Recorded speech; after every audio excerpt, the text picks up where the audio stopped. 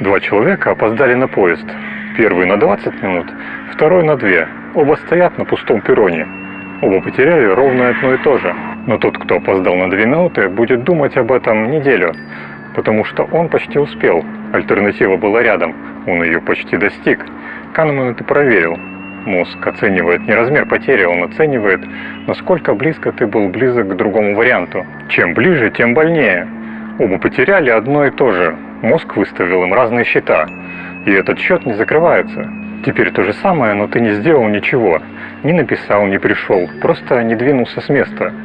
Кажется, потери нет. Кажется. Эффект будет заметен на длинном периоде. Сожаление о действии затихает. Сожаление о бездействии растет, потому что вопрос остался открытым.